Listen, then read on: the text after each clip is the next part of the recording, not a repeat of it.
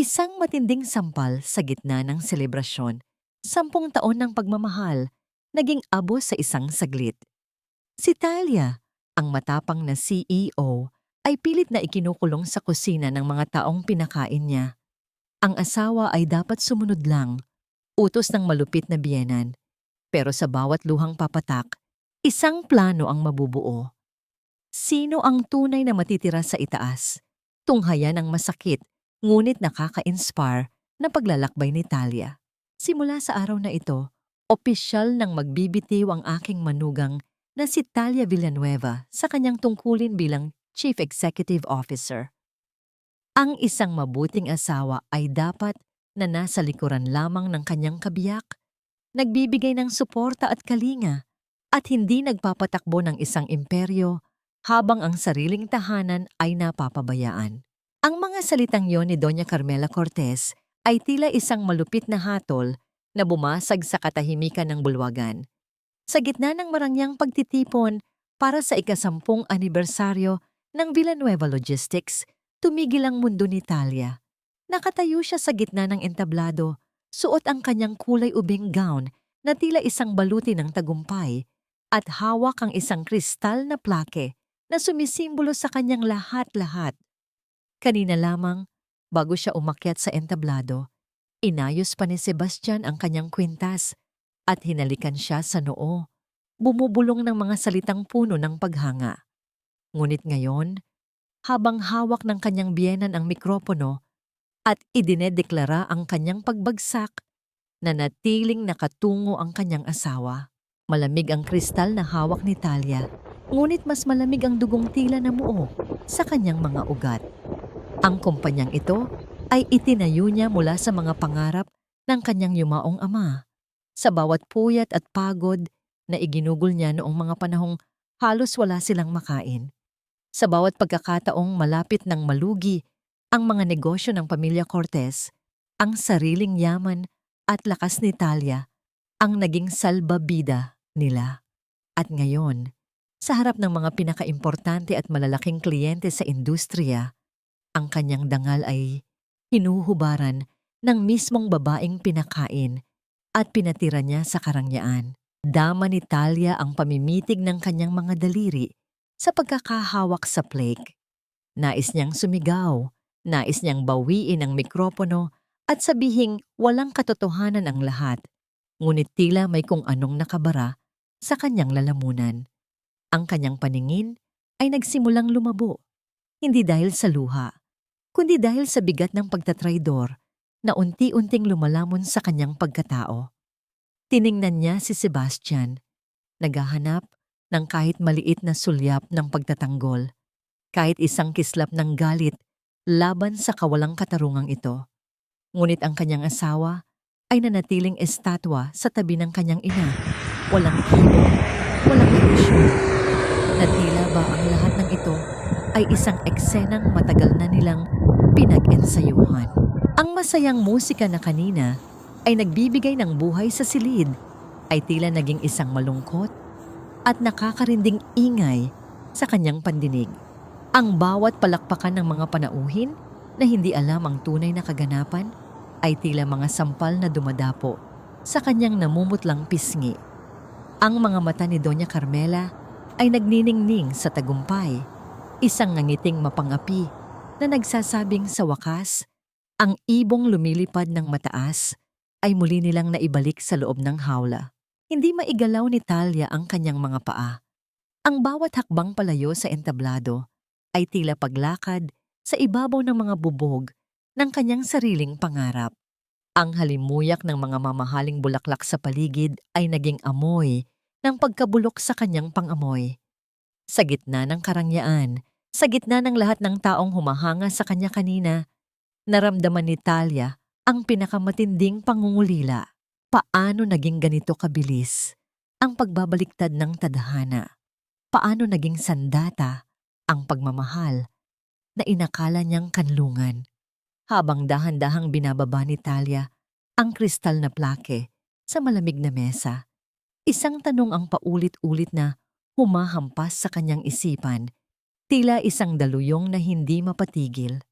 Hanggang kailan mo kayang manatiling buo kung ang mga taong pinagkatiwalaan mong mag-alaga sa iyong puso ay sila mismong dahan-dahang dumudurog dito?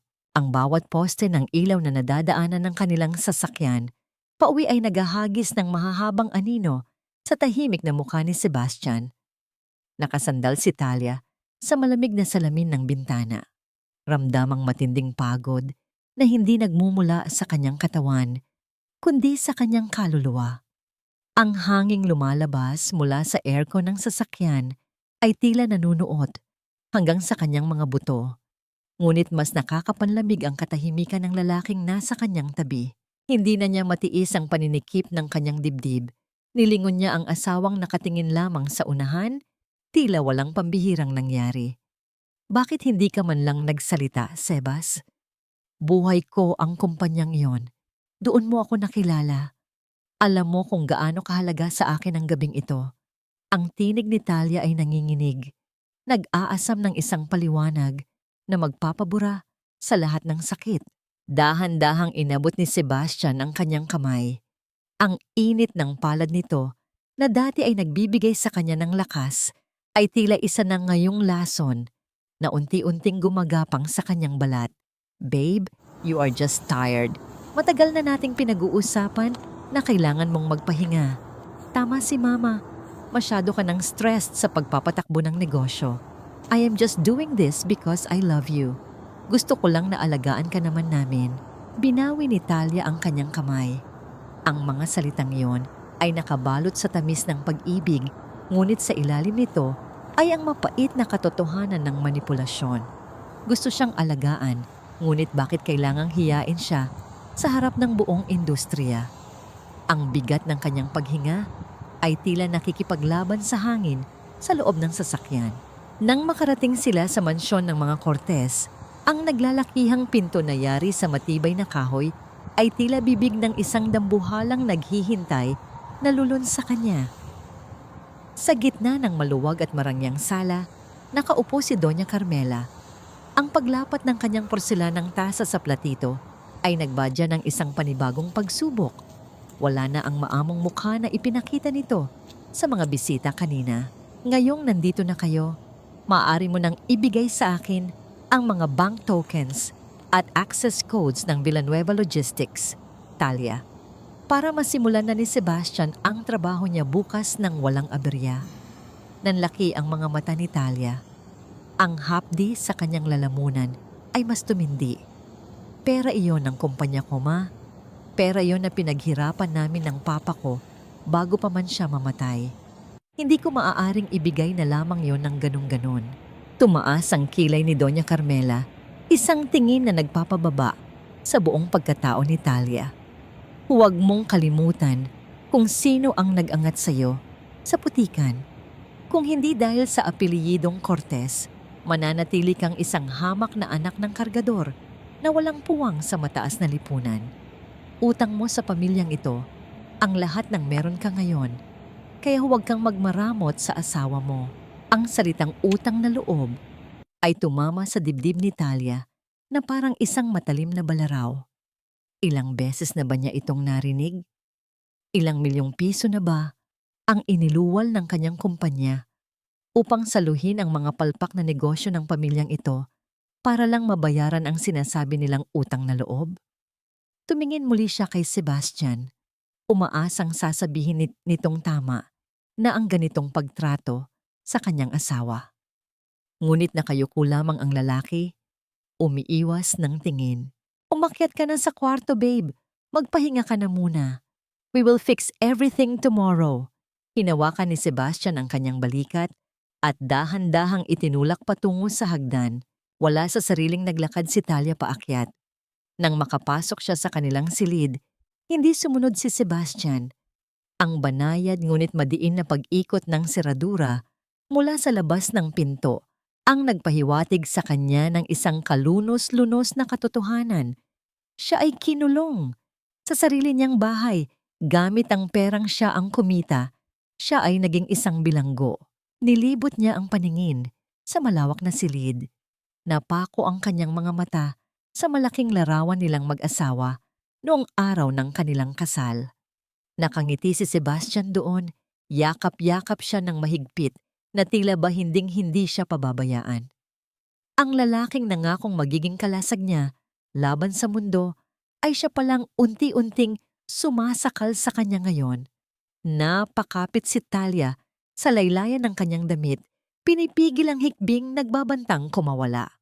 Ang bawat patak ng kanyang luha na nag-iwan ng mantsa sa kanyang magarbong kasuotan ay saksi sa kanyang pagkamulat. Upang pakalmahin ang sarili, nilapitan niya ang silya kung saan nakasampay ang isang coat na ginamit ni Sebastian kinahapunan. Sa pag-usog niya sa damit, isang nakatuping papel ang dahan-dahang nagalon patungo sa sahig. Kinuha niya ito. Isa itong resibo mula sa isang kilalang luxury boutique sa Paris na nagkakahalaga ng milyon-milyong piso. Ang pangalan ng bumili ay ang kanyang ipinagmamalaking hipag na si Luciana Cortez. Ngunit ang nagpatigil sa pagtibok ng puso ni Talia ay ang impormasyon sa ibaba ng papel. Ang pinagkuhanan ng pambayad ay hindi ang personal na pera ng mga Cortez, kundi ang corporate credit card ng Villanueva Logistics. Muling nanginig ang kanyang mga kamay. Habang siya ay pinagbabawalan na magtrabaho para sa kanyang sariling kumpanya, ang mga taong umalipusta sa kanya ay masayang nagpapakasasa sa kanyang pinaghirapan. Paano niya lalabanan ang mga halimaw na nakatira sa iisang bubong na kanyang ginagalawan? Ang lamig ng umaga ay tila bumalot sa buong pagkatao ni Talia nang buksan ng isang kasambahay ang pinto ng kanyang silid upang iparating ang utos ni Doña Carmela. Wala siyang nakuhang tulog. Ang bawat pagpikit ng kanyang mga mata ay nagdadala lamang ng mga imahe ng pagtatraidor sa entablado at ang resibong hawak niya kagabi na nagpapatunay ng pagnanakaw sa kanyang kumpanya. Ngunit wala siyang panahon upang magluksa. Sa ibaba, naghihintay ang kanyang biyenan na bihis at may hawak na mamahaling rosaryo. Talia, kailangan nating magsimba. Ang boses ng matanda ay may bahid ng pagiging banal, ngunit ang kanyang mga mata ay nag-aapoy sa pangmamaliit. Kailangan mong ihingi ng tawad sa Diyos ang pagiging palalo mo. Isang malaking kasalanan para sa isang babae iyon ba ang unahan ang kanyang asawa sa tagumpay. Dapat kang matutong magpakumbaba. Walang nagawa si Talia kundi ang sumunod. Sa loob ng malaki at tahimik na simbahan, lumuhod si Doña Carmela nang may labis na pagkukunwari. Ang mga daliri nito ay mabilis na nag-iikot sa mga butil ng rosaryo habang ang kanyang mga labi ay bumubulong ng mga dasal. Ngunit alam ni Talia na sa likod ng bawat panalangin ng kanyang biyenan ay ang masidhing kasakiman sa yaman na hindi naman nito pinaghirapan. Nakaluhod din si Talia sa tabi nito, nakayuko. Ngunit ang panalangin sa kanyang puso ay hindi paghingi ng tawad, kundi paghahanap ng lakas upang mapaglabanan ang mga halimaw na nagkukubli sa anyo ng kanyang pamilya. Pagbalik nila sa mansyon, ang hapagkainan ay nakahanda na para sa almusal. Nang magtangkang umupo si Talia sa kanyang nakasanayang pwesto, tinaasan siya ng kilay ni Doña Carmela. Ang mabuting asawa ay pinagsisilbihan ang kanyang pamilya bago ang kanyang sarili. Ikuha mo ng kape ang asawa mo. Huwag mong iasa sa mga katulong ang tungkulin na matagal mo nang tinalikuran dahil sa iyong ambisyon. Napakagatlabi si Talia. Ang panginginig ng kanyang mga kamay ay pinilit niyang itago nang kunin niya ang mabigat na pitsel ng kape. Habang nagbubuhos siya sa tasa ni Sebastian, ni hindi man lang siya tiningnan ng kanyang asawa na abala sa pagbabasa ng pahayagan.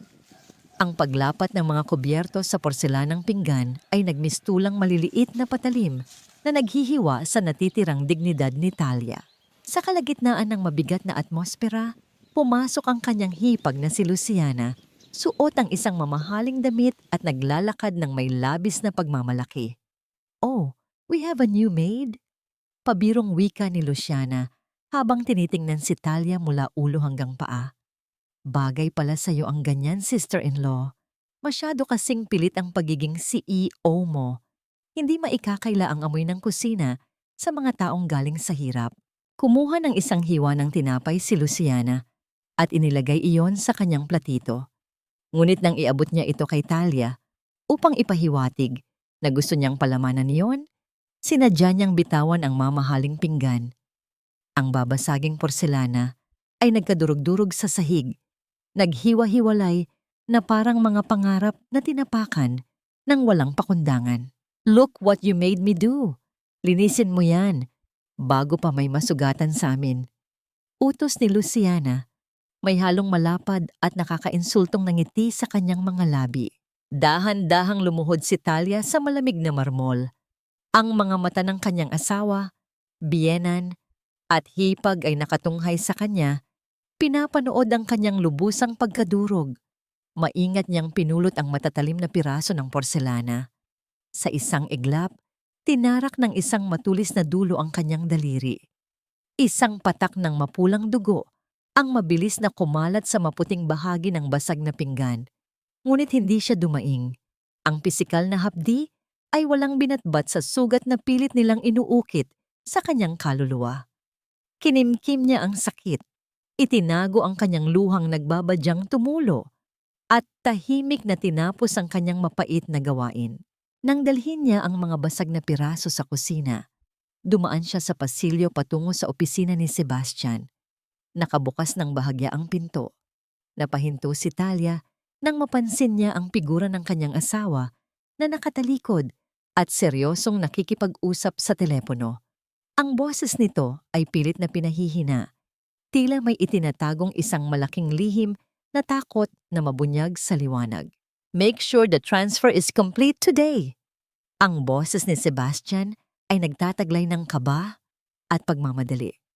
"Kailangang mailipat lahat ng personal assets niya sa pangalan ko bago pa niya mapansin ang mga nawawalang pondo sa mother account. She is completely blinded by the resignation drama right now. Do it before she checks the main servers." Parang binuhusan ng kumukulong tubig si Talia. Napatakip siya sa kanyang bibig upang pigilan ang pagkawala ng kanyang hininga. Ang lalaking pinakasalan niya, ang lalaking nagkunwaring mahina at sunod-sunuran lamang sa kanyang ina, ay hindi biktima ng sitwasyon. Siya ang mismong arkitekto ng kanyang pagbagsak. Ang lahat ng pag-ibig na inakala niyang totoo ay isa lamang maskara upang limasin ang lahat ng pinaghirapan niya at ng kanyang yumaong ama. Ang kadiliman ng gabi ay naging nag-iisang kakampi ni Talia habang maingat siyang humahakbang patungo sa pinakasulok na bahagi ng mansyon kung saan matatagpuan ang lumang aklatan na bihirang pasukin ng mga Cortes. Ang bawat hakbang niya ay may kasamang bigat ng katotohanang natuklasan niya kaninang umaga. Ang lalaking pinag-alayan niya ng kanyang buhay at pinagkatiwalaan ng kanyang buong puso ay siya palang unti-unting pumipiga sa kanyang hininga. Kailangan niyang mag-isip ng malinaw. Kailangan niyang humanap ng kanlungan sa gitna ng bagyong walang awang nananalasa sa kanyang pagkatao. Ang pagtulak niya sa mabigat na pintuan ng aklatan ay nagdulot ng banayad na panginginig sa lumang kahoy, nag-aanyaya sa kanya sa isang lugar na tila naiwan ng panahon. Pumikit si Talia at nilanghap ang hangin sa loob ng silid. Sa ilalim ng amoy ng lumang kahoy at alikabok ay ang banayad na halimuyak ng pinatuyong dahon ng tabako at kape. Ang pamilyar na amoy na laging nakakabit sa alaala ng kanyang yumaong ama. Lumapit siya sa malaking mesa na yari sa Nara at marahang hinaplos ang makinis na ibabaw nito. Dito madalas magpuyat ang kanyang ama noong nagsisimula pa lamang ang Villanueva Logistics. Nagkukwenta gamit ang lapis at papel.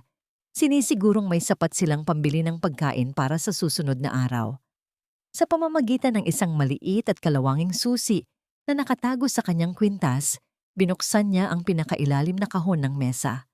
Mula rito ay inilabas niya ang isang makapal na talaarawan na balot sa kupas na katad.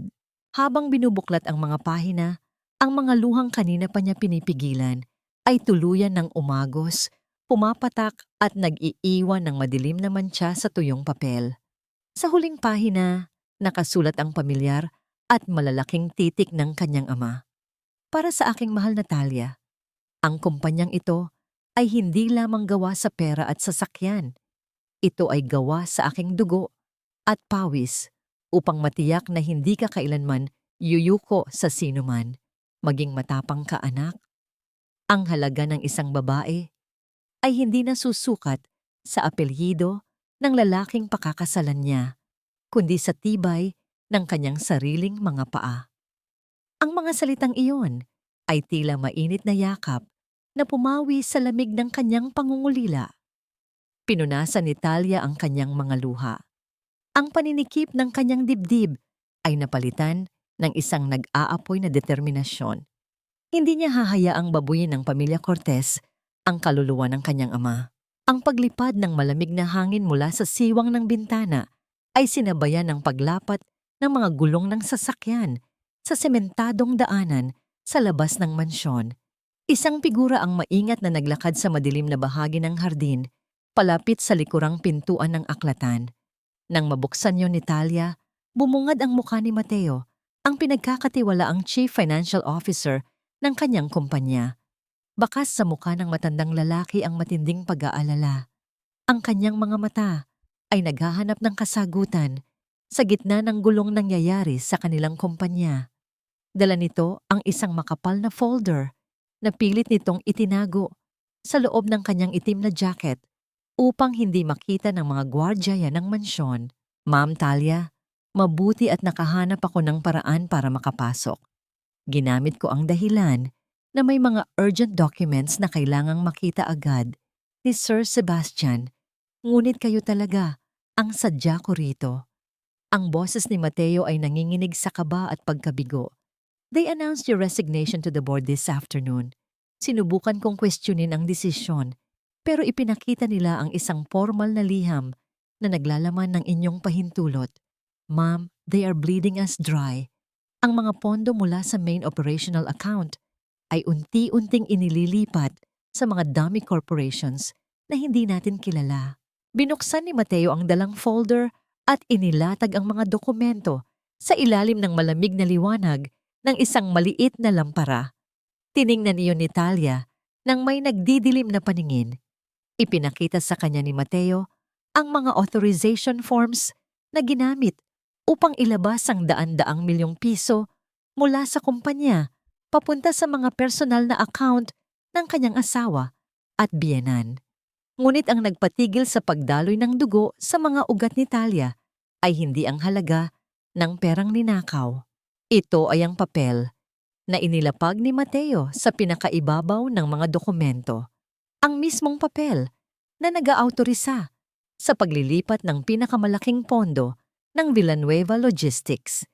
Nakatitig si Talia sa ibabang bahagi ng pahina kung saan nakaukit ang isang pamilyar na kumpas ng ballpen na naglalaman ng kanyang buong pangalan. Isang perpektong huwad na pirma na eksaktong ginaya ang kanyang sariling sulat kamay. Ang liwanag ng buwan ay pilit na sumisilip sa pagitan ng makakapal na kurtina ng kanilang silid. Naglalakbay ang malamig na sinag nito sa ibabaw ng kama kung saan nakaupo si Talia. Hawak niya ang isang piraso ng papel na ibinigay ni Mateo. Ang katibayan ng huwad na pirma na tila isang itim na marka sa kanyang pagkatao. Nang bumukas ang pinto at pumasok si Sebastian, mabilis na itinago ni Talia ang dokumento sa ilalim ng kanyang unan. Ang bango ng mamahaling pabango ni Sebastian ay humalo sa hangin, ngunit para kay Talia, ito ay tila amoy ng isang mabulok na sikreto na binalot sa ginto. Babe, why are you still awake? Sabi ko naman sa'yo, kailangan mong magpahinga. Malambing na wika ni Sebastian habang dahan-dahang lumalapit at umuupo sa tabi ni Talia. Sinubukan nitong haplusin ang buhok ng asawa, ngunit naramdaman ni Talia ang bawat hibla ng kanyang balat na tila naninigas sa pandidiri. Sebas, may itatanong lang ako. Panimula ni Talia. Ang kanyang tinig ay mahina, ngunit punong-puno ng tensyon. I checked the corporate files kanina bago mo ako ilak dito. May mga malalaking transfers na hindi ko matandaan na inaprubahan ko. Sabi mo, you are just protecting the family assets. Tell me the truth. Saan ba talaga napupunta ang pera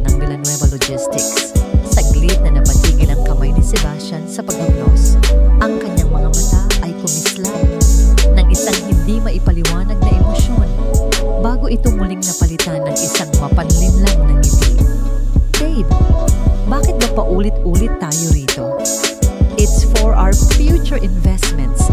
I am putting the money into a high-yield offshore fund para kapag nag-expand na tayo internationally, may sapat tayong buffer. Huwag mo na kasing isipin ang trabaho. Just trust me, okay? I am doing this because I love you and I want our family to stay on top. Ang bawat salita ni Sebastian ay tila isang malupit na biro sa pandinig ni Talia. Trust you? Sebas, my father died for that company. He built it with sweat and blood. Ngayon, nakikita ko ang mga records na unti-unting nalulusaw ang lahat ng pinaghirapan niya. Sabihin mo sa akin, kasama ba sa offshore fund na yan ang mga luho ni Luciana? Kasama ba dyan ang pagpapakain sa luho ng mama mo? Nagbago ang ekspresyon ni Sebastian. Ang lambing sa kanyang boses ay biglang naglaho. Napalitan ng isang matigas at malamig na tono. Talia, huwag mong idadamay ang pamilya ko rito. Ang pamilya ko ang nagbigay sa iyo ng pangalan. Sila ang dahilan kung bakit ka respetado sa mundong ito. Kung wala ang mga Cortez, isa ka lang hamak na negosyanteng walang direksyon. You should be grateful na tinutulungan kitang i-manage ang mga bagay na masyado nang mabigat para sa isang babaeng tulad mo. Tumayo si Talia. Ang kanyang dibdib ay mabilis na tumataas at bumababa sa tindi ng galit na hindi na niya kayang itago. Grateful? Para sa ano? Para sa pagnanakaw niyo sa kumpanya ko? Para sa paggawa ng pekeng pirma ko? Para mailipat ang mga ari-arian ko sa pangalan mo? Sebas, alam ko na ang lahat. Alam ko na ikaw ang nag-utos kay Mateo na dayain ang mga accounts. Alam ko na ang lahat ng pag-ibig na ipinakita mo ay isang malaking kasinungalingan. Ang katahimikan sa loob ng silid ay naging nakabibingi. Ang mukha ni Sebastian ay namula sa galit. Ang kanyang mga panga ay nagngangalit sa tindi ng pagkabigo dahil nabunyag ang kanyang mga plano. You ungrateful woman! Akala mo ba talaga ay minahal kita dahil sa talino mo? Minahal kita dahil kailangan namin ang pera mo. At ngayon, na nasa amin na ang lahat, wala ka ng halaga sa pamilyang ito. Sa gitna ng kanilang sigawan, itinaas ni Sebastian ang kanyang kamay. Ang hangin sa loob ng kwarto ay tila naging malagkit at mabigat. Isang matunog na paglapat ng palad sa pisngi ni Talia ang bumasag sa lahat ng natitirang pag-asa sa kanyang puso. Ang lakas ng impact ay nagdulot ng matinding pagbaling ng mukha ni Talia sa kabilang panig. Habang ang init ng hapdi ay mabilis na kumalat sa kanyang balat. Naramdaman niya ang lasa ng dugo sa loob ng kanyang bibig. Isang mapait na paalala ng kanyang pagkakamali sa pagtitiwala. Napatitig si Talia sa sahig. Ang kanyang buhok ay nakatabon sa kanyang mukha. Walang luhang pumatak, ngunit ang kanyang buong mundo ay tuluyan ng gumuho. Ang lalaking dati ay tinuturing niyang langit ay siya palang kukuha ng lahat ng liwanag sa kanyang buhay. Sa sandaling iyon, ang pagmamahal na iningatan niya sa loob ng 10 taon ay tuluyan ng naging abo. Dahan-dahang iniangat ni Talia ang kanyang ulo at tiningnan si Sebastian sa mga mata. Ang takot na dati ay nananahan sa kanya ay napalitan ng isang nakakikilabot na katahimikan. Salamat, Sebastian. Mahinang bulong ni Talia. Ang kanyang boses ay tila galing sa ilalim ng lupa. Salamat. Dahil sa sampal na ito, tuluyan mo nang pinalaya ang sarili ko mula sa pagmamahal sa isang halimaw na tulad mo. Ang makapal na ulap sa kalangitan ng Maynila ay tila sumasalamin sa bigat ng dinadala ni Talia habang naglalakad siya sa isang makipot na eskinita malayo sa maranyang bahagi ng syudad. Ang kanyang suot na simpleng blusa at pantalon kasama ang isang malaking sombrero at dark glasses ay sadyang pinili upang ikubli ang kanyang pagkakakilanlan mula sa mga mapanuring mata na maaaring bayaran ng pamilya Cortez. Ang hapdi sa kanyang pisngi ay bahagyang naibsan ng malamig na hangin, ngunit ang sugat sa kanyang pagkatao ay nananatiling sariwa at malalim. Huminto siya sa tapat ng isang maliit at hindi kapansin-pansin coffee shop. Isang lugar na madalas nilang puntahan ng kanyang ama noong nabubuhay pa ito. Nang pumasok siya sa loob, ang amoy ng bagong giling na kape at lumang kahoy ay nagbigay sa kanya ng kaunting ginhawa. Sa pinakasulok na lamesa, nakaupo ang isang lalaking may seryosong mukha. Nakasuot ng simpleng polo shirt at nagbabasa ng isang makapal na libro. Siya si Attorney Rafael Dizon, ang dating legal counsel ng Villanueva Logistics na sa pilitang tinanggal ni Doña Carmela dahil masyado itong nagiging mapanuri sa mga transaksyon ng kumpanya. Nang mapansin ni Rafael ang paglapit ni Talia, mabilis siyang tumayo at nag-alok ng upuan. Ang kanyang mga mata ay puno ng pag-unawa. Tila ba alam na niya ang dahilan ng pagdating ng babae? Talia, hindi ko inaasahang tatawagan mo ako. Panimula ni Rafael. Ang kanyang boses ay kalmado, ngunit nagtataglay ng matatag na pader ng seguridad. Nabalitaan ko ang nangyari sa anniversary gala at nakita ko rin ang mga huling galaw sa corporate registry natin bago nila tuluyang pinutol ang access ko. Nagpadala na ako ng notice sa bangko upang subukang i-freeze ang mga accounts, pero masyado silang mabilis. Ginamit nila ang power of attorney na sinasabi nilang pinirmahan mo. Inilapag ni Talia ang folder na ibinigay ni Mateo sa ibabaw ng lamesa. Hindi ko pinirmahan yan, Rafael. Ginamit nila ang tiwala ko upang pekein ang pirma ko at ilipat ang lahat ng personal kong assets, pati na ang majority shares ng kumpanya papunta kay Sebastian. Pinalabas nila na kusang loob akong nagbitiw at ibinigay ko sa kanila ang buong pamamahala dahil sa stress. Ang panginginig ng boses ni Talia ay hindi natigilan habang inaalala niya ang bawat kasinungalingang sinabi sa kanya. Binuklat ni Rafael ang folder at maingat na pinag-aralan ang bawat pahina.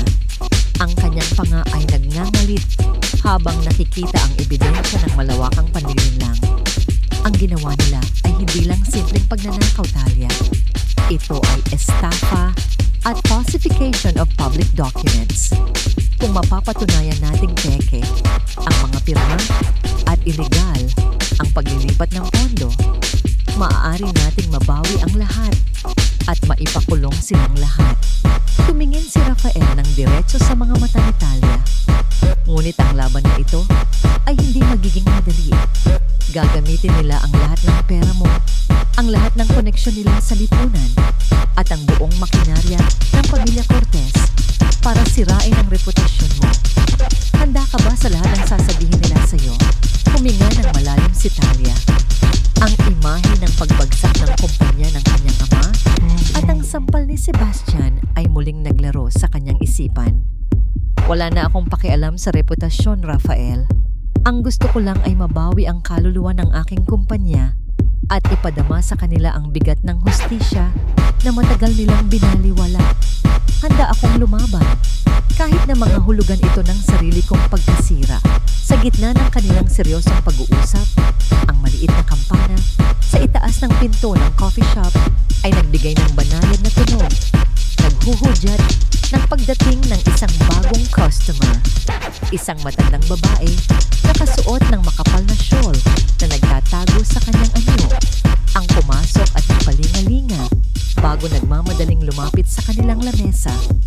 Siya si Aling Rosa, ang yaya ni Talia mula pa noong bata siya, na naiwan sa mansyon ng mga Cortez upang magsilbi bilang isang ordinaryong kasambahay matapos ang kasal. Ma'am Talia, mabuti at naabutan ko pa po kayo. Hingal na bulong ni Aling Rosa habang maingat na naglalabas ng isang maliit na memory stick mula sa kanyang bulsa. Kagabi po, narinig ko si Sir Sebastian at si Ma'am Luciana na nag-aaway sa opisina. May binanggit po silang isang secret ledger na naglalaman ng lahat ng transaksyon nila sa mga sugal at dummy accounts. Naiwan po ni Sir Sebastian ang laptop niyang bukas, kaya palihim ko pong kinopya ang lahat ng nakita ko. Kinuha ni Talia ang memory stick. Ang kanyang mga mata ay nanlalaki sa hindi inaasahang biyaya mula sa babaeng itinuring na niyang pangalawang ina. Nay Rosa, napakadelikado ng ginawa ninyo. Kapag nahuli kayo ni Doña Carmela, baka kung ano ang gawin nila sa inyo. Ngumiti ng malungkot si Aling Rosa at hinawakan ng malamig na kamay ni Talia. Anak, nakita ko kung paano kanila inalipusta at pinahirapan sa loob ng maraming taon. Hindi ko na kaya pang manood ng walang ginagawa. Utang ko sa tatay mo ang buhay ko at ibabalik ko yun sa pamamagitan ng pagtulong sa iyo na ibagsak ang mga halimaw na yun. Habang nakatingin si Talia kina Rafael at Aling Rosa, naramdaman niya ang unti-unting pagbangon ng kanyang pag-asa. Sa kabila ng kadilimang ibinalot sa kanya ng pamilya Cortez, may mga bituin pa rin handang magbigay ng liwanag sa kanyang landas. Ngunit sa pagitan ng mga mapagkakatiwalaang mukha na ito, isang tanong ang hindi maalis sa isipan ni Talia. Bakit handang isugal ni Rafael ang kanyang buong career at reputasyon para lamang tulungan siyang pabagsakin ng isang makapangyarihang pamilya? Mayroon bang itinatagong dahilan ng abogado na hindi pa niya alam? Ang pagbabalik ni Talia sa mansyon ng mga Cortez ay tila pagpasok sa isang entablado kung saan siya ang pangunahing artista na kinakailangang gumanap ng isang papel na lubos niyang pinasusuklaman. Nang gabing iyon, pinili niyang isuot ang pinakasimpleng damit sa kanyang aparador. Pinunasan ang lahat ng bakas ng make-up at pinanatili ang mahinang boses na madalas hanapin ng kanyang biyenan.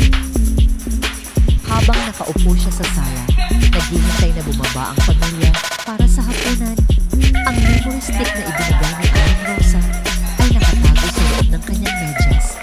Mainit na nakadikit sa kanyang balat na tila isang lihim na sandata. Nang bumaba si Doña Carmela, ang mukha nito ay nagliliwanag sa kasiyahan. Ang bawat hakbang nito, pababa ng hagdan, ay may kasamang yabang. Tila bahawak na nito ang buong mundo. Sumunod si Sebastian, na bagaman may bahagyang pag-aalala sa mga mata, ay mabilis na nagsuot ng maskara ng awtoridad. Mabuti naman at alam mo na ang tamang pwesto mo, Talia. Malamig na wika ni Doña Carmela habang umuupo sa kabisera ng mesa. Ang pwestong dati ay inuupuan ni Talia. Napirmahan na ni Sebastian ang mga dokumento para sa formal na paglipat ng pamamahala. Simula bukas, mananatili ka na lang sa bahay. Aasikasuhin mo ang mga pangangailangan ng asawa mo tulad ng dapat gawin ng isang matinong babae. Yumuko si Talia, pinipigilan ang ginig ng kanyang mga balikat, hindi dahil sa takot, kundi dahil sa matinding pagpipigil ng galit. Opo, ma, mahinang sagot niya. Ang mga salitang yun ay tila asido sa kanyang lalamunan. Ngunit alam niyang kailangan niyang lunukin ang kanyang pride upang hindi sila magkilala. Kinabukasan, habang ang lahat ay abang sa kanilang mga sari-sariling gawain, sinamantala ni Talia ang pagkakataon. Alam niyang nasa opisina si Sebastian, nakikipagpulong sa mga board members ng Villanueva Logistics upang tuluyang ipatupad ang kanyang kapangyarihan. Si Doña Carmela naman ay nasa kanyang lingguhang mahjong session kasama ang mga kaibigan nito sa alta sosyedad. Ang buong mansyon ay tahimik. Mabilis at maingat na naglakad si Talia patungo sa personal na opisina ni Sebastian sa ikalawang palapag. Ang pinto ay nakakalado, ngunit alam niya ang sikretong kombinasyon dahil siya ang mismong nag-install ng security system. Sa ilang pindot, bumukas ang pinto. Pumasok siya at agad na nilapitan ng malaking oak desk. Inilabas niya ang malamig na recording device mula sa kanyang bulsa at idinikit ito sa ilalim ng mesa, eksakto sa lugar kung saan hindi ito nakakasin. Pagkatapos, binuksan niya ang computer ni Sebastian. Tumingin ang password at screen. Pinagpawisan si Talia. Sinubukan niya ang anibersaryo niya, ang birthday ni Sebastian, at naging ang birthday ni Doña Carmela. Ngunit lahat ay mali. Sa ikatlong sulat, huminto siya at nag-isip. Ano ang pinakahalaga sa lalaking ito? Wala sa sariling na-type niya ang salitang Villanueva Wealth. Ang screen ay nagbago ng kulay at bumungad sa kanya ang desktop. Mabilis niyang isinaksak ang sariling USB drive upang kopyahin ang natitirang mga ebidensya na maaaring sumuporta sa files ni Aling Rosa. Habang naglo-load ang file transfer, ang kanyang mga mata ay nanlaki sa mga dokumentong nakikita niya. Mga emails patungkol sa panunuhol sa mga bank managers, mga peking invoices para maglabas ng pondo, at ang pinakamasakit sa lahat, isang folder na naglalaman ng mga larawan ng isa pang babae. Ang sakit ng pagtatraidor ay muling sumaksak sa kanyang dibdib, ngunit hindi na siya umiyak. Ang mga luhang dapat ay para kay Sebastian ay natuyo na kahapon. Porsyento ng pag-download, 85%, 70%. Ang oras ay tila bumabagal. Sa labas ng pinto, narinig niya ang mabibigat na yabag sa pasilyo.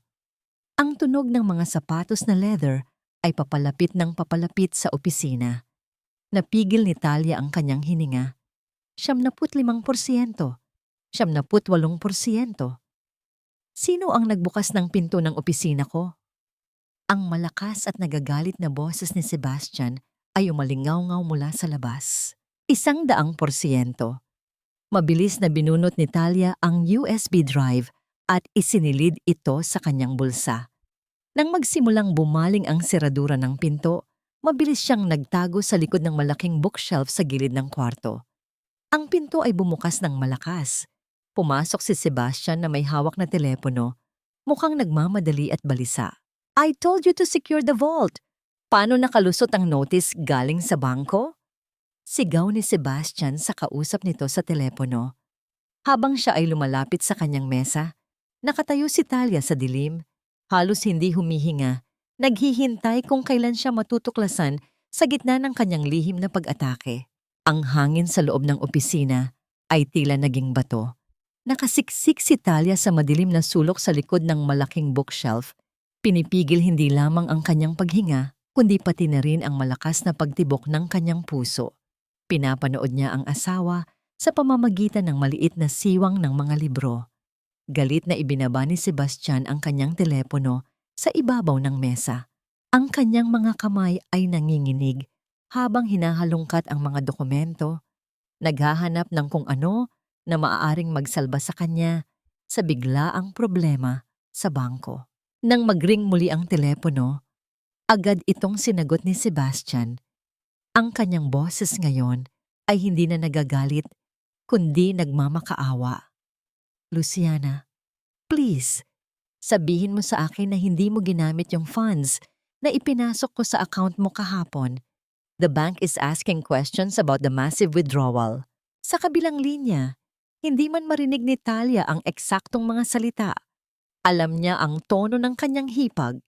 Ang matinis at mapagmataas na boses nito ay nag-uumapaw sa kawalang pakialam. Napasabunot si Sebastian sa kanyang buhok. What do you mean you bought a villa in Palawan? Pera ng kumpanya yon, Luciana. Kailangan kong iliquidate yon para hindi mapansin ng auditors na nawawala ang pondo. Paano ko ngayon ipaliliwanag ito kina Mateo? Mula sa kanyang pinagtataguan, naramdaman ni Talia ang pamilyar na kirot ng panlilinlang. Habang siya ay nagtatrabaho ng halos walang tulog, ang mga taong ito ay nagtatapon ng pera ng kanyang ama na parang basura. Pagkatapos ng ilang sandali ng pagtatalo sa telepono, lumabas si Sebastian ng opisina. Ang pinto ay muling nagsara nang may kalakasan. Nang marinig ni Talia ang pagkawala ng mga yabag sa pasilyo, dahan-dahan siyang lumabas mula sa kanyang pinagtataguan. Ang USB drive ay mahigpit na nakakuyom sa kanyang kamay. Ang lihim na ito ay ang gintong susi na magbabagsak sa kanila. Makalipas ang ilang araw, ang epekto ng walang ingat na pamamahala nina Sebastian at Luciana ay nagsimulang gumuho sa mismong pundasyon ng Villanueva Logistics. Dahil ipinilit ni Doña Carmela na ilagay si Luciana bilang Head of Operations, isang posisyon na wala itong alam, kundi ang pagpili ng kulay ng kurtina sa opisina, isang malaking problema ang sumabog. Habang nagpupunas ng mga kagamitan sa sala, narinig ni Talia ang malakas na sigawan mula sa ibaba. Dumating si Sebastian mukhang pagod at pawisan, kasama ang isang galit na Doña Carmela. Sa likod nila ay si Luciana na umiiyak. Paano mo naging kapalpakan ng isang simpleng shipment ng medical supplies? Bulyaw ni Sebastian, ang kanyang mukha ay namumula. The Japanese investors are pulling out.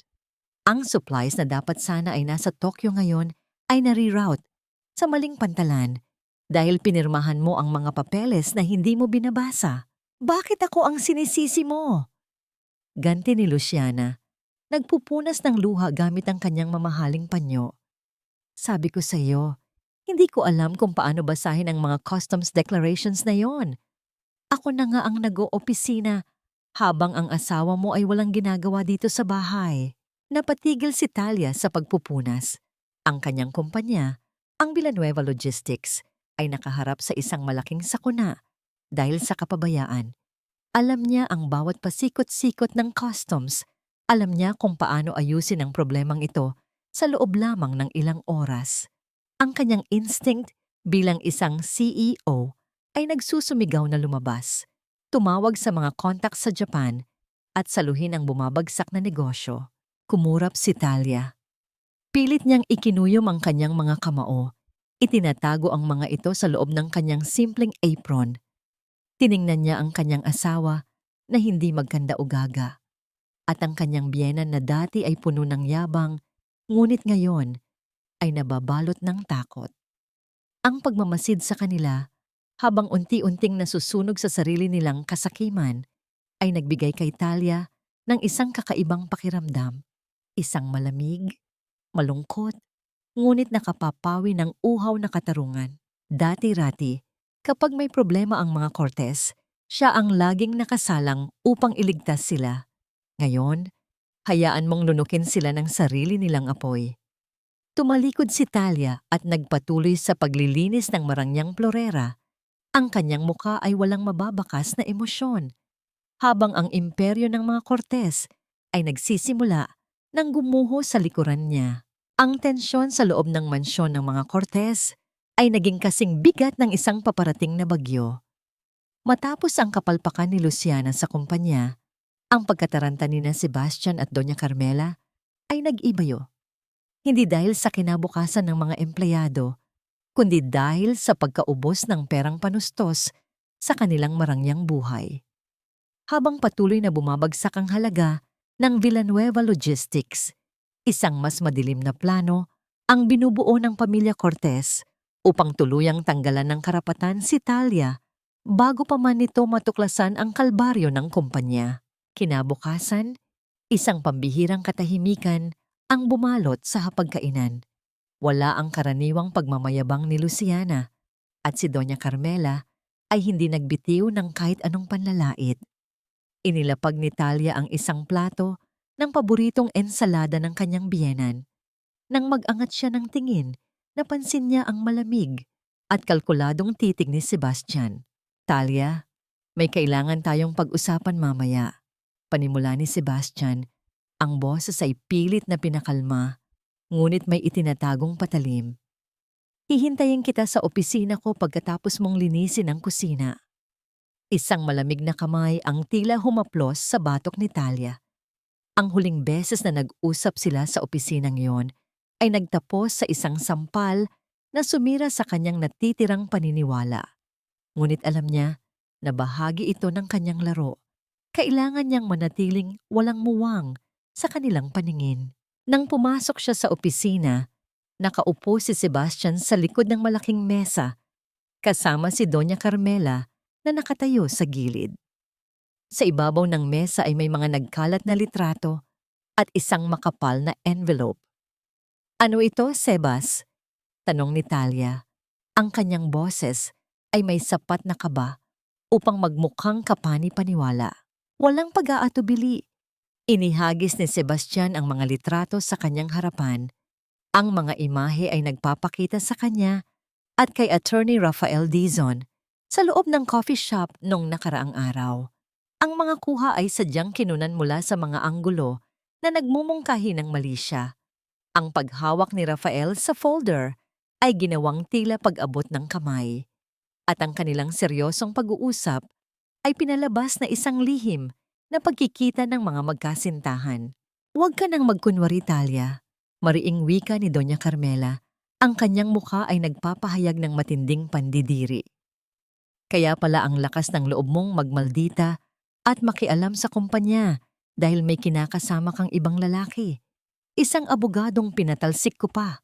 Isa kang malaking kahihiyan sa pamilya Cortez. Napatitig si Talia sa mga litrato.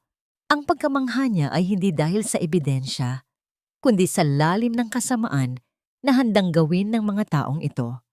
Ang mga litrato ay hindi lamang naglalayong siraan siya bilang asawa, kundi upang maging basihan sa pagtanggal sa kanya ng anumang karapatan sa pamamahala ng mga ari-arian sakaling humantong sila sa hiwalayan. Ito ba ang rason kung bakit hindi ka nagrereklamo kahit nasa bahay ka lang? Kasi may iba kang pinagkakaabalahan? Singhal ni Sebastian, pilit na ginagawang biktima ang sarili. Minahal kita, Talia. Binigyan kita ng magandang buhay at ito ang igaganti mo sa akin? Ang pagnanais na sumigaw, na ibulalas na sila ang totoong mga magnanakaw at traidor, ay namuo sa dibdib ni Talia. Ngunit ang alalahanin sa mga ebidensyang unti-unti niyang binubuo ay pumigil sa kanyang dila. Hindi totoo yan, Sebas. Alam mo na abogado natin siya dati. Nagkita lang kami para pag-usapan kung paano niyo kami nanakawan? Putol ni Doña Carmela. Tama na ang mga kasinungalingan mo. Hindi ka na nababagay sa bahay na ito. Wala kang karapatang manatili sa bubong ng aking anak. Lumapit si Sebastian, ang kanyang muka ay puno ng pekeng kalungkutan. Kukunin ko ang lahat ng legal na aksyon para protektahan ang pamilya ko laban sa iyo. Para na rin sa ikabubuti nating lahat, umalis ka na. Huwag mo nang hintaying makaladkad pa ang pangalan mo sa buong lipunan. Sa loob lamang ng ilang oras, natagpuan ni Talia ang kanyang sarili sa labas ng malaking tarangkahan ng mansyon. Isang maliit at lumang maleta lamang ang ipinadala sa kanya. Ang lahat ng kanyang mamahaling gamit, alahas, at mga sasakyan ay pinigil ng kanyang asawa. Ang gabi ay malamig at ang ulan ay nagsimulang pumatak, hinuhugasan ng alikabok sa mga kalye ng Maynila.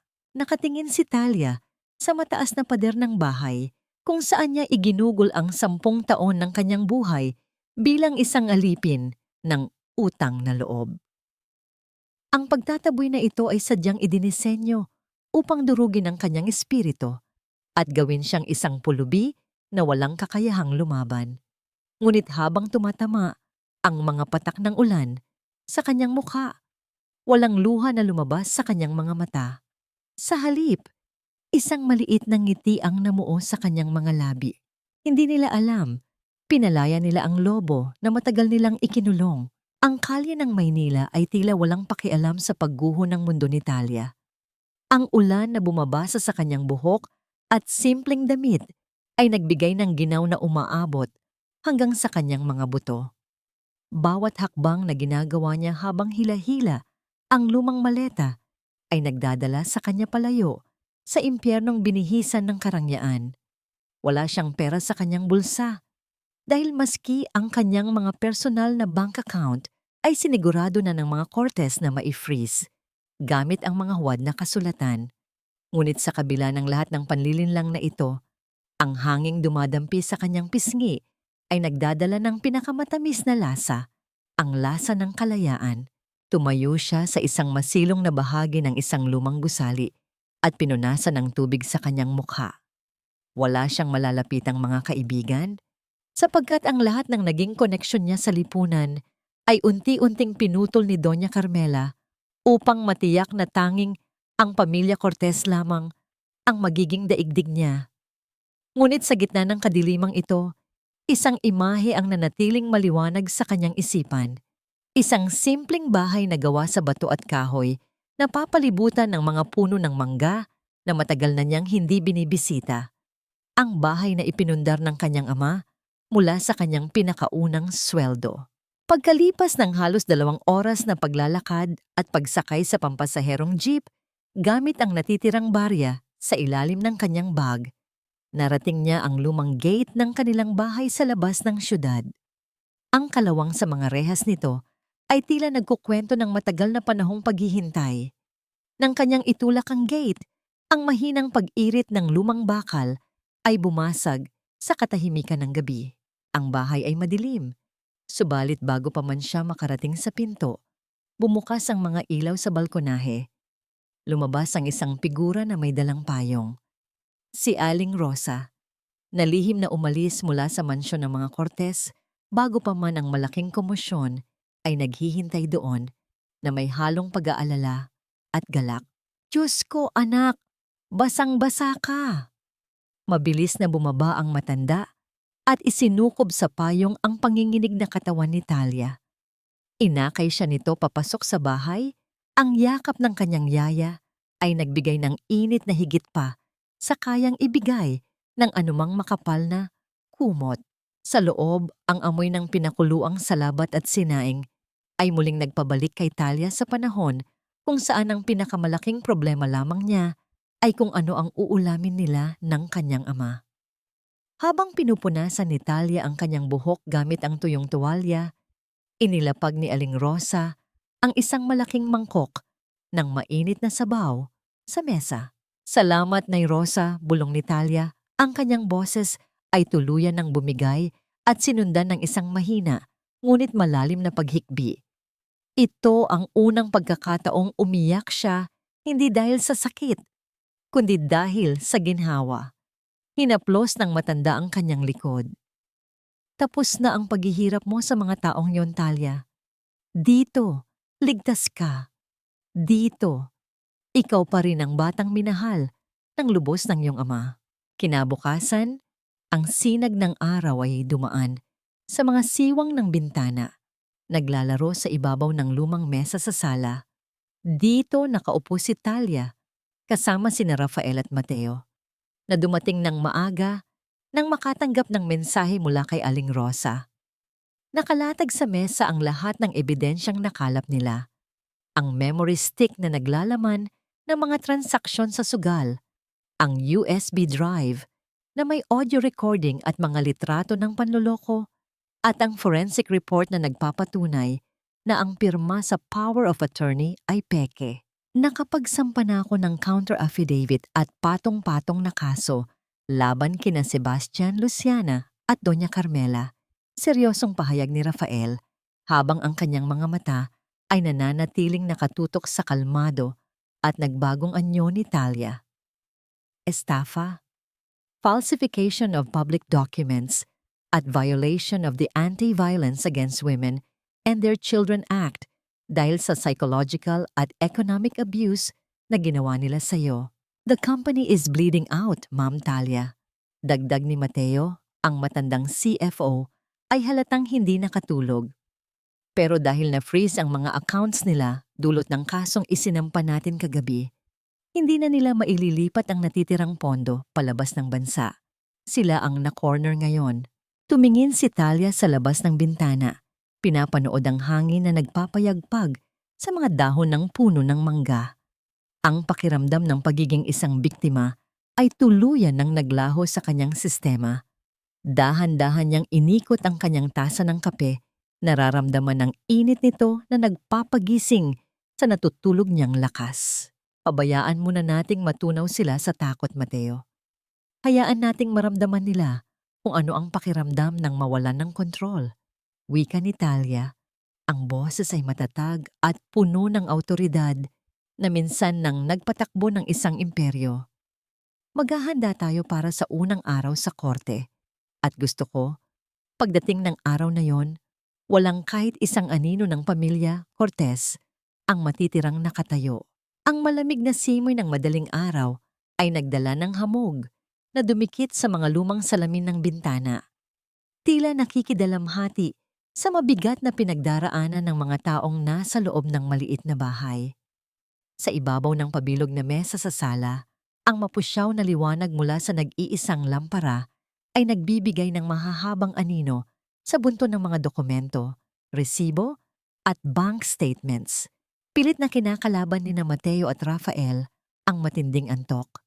Ang kanilang mga mata ay namumula na sa kakabasa ng maliliit na letra at numero na nagpapatunay sa walang awang paglapastangan ng pamilya Cortez sa Villanueva Logistics.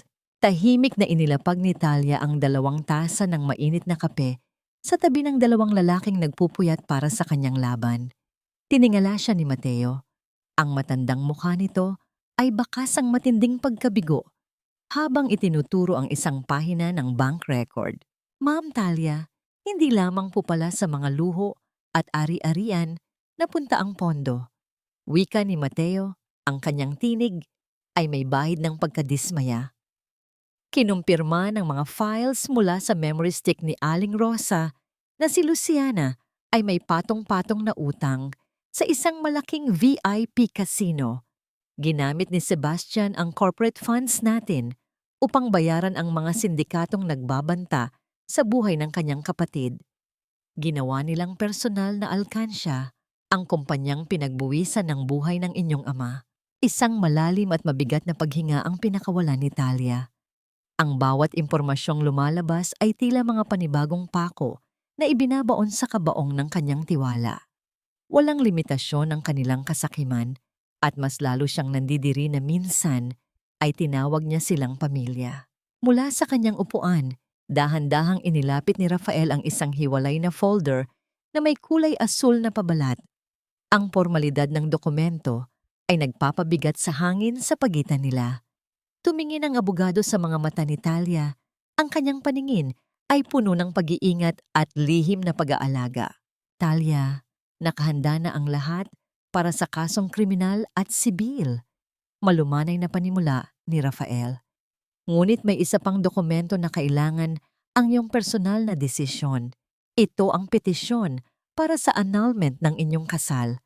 Kapag pinirmahan mo ito, tuluyan mo nang puputulin ang anumang legal at emosyonal na koneksyon mo kay Sebastian. Napatitig si Talia sa puting papel. Ito na ang kanyang huling takot. Hindi ang takot na mawalan ng asawa, kundi ang tuluyang pagtanggap na ang 10 taon ng kanyang buhay ay isang malaking kasinungalingan. Ang pagpirma dito ay pag-amin na ang lahat ng kanyang sakripisyo, ang lahat ng paglunok niya sa kanyang pride para mapanatiling buo ang pamilya ay nauwi sa wala. Nagsimulang manginig ang kanyang mga daliri nang hawakan niya ang mamahaling bulpen.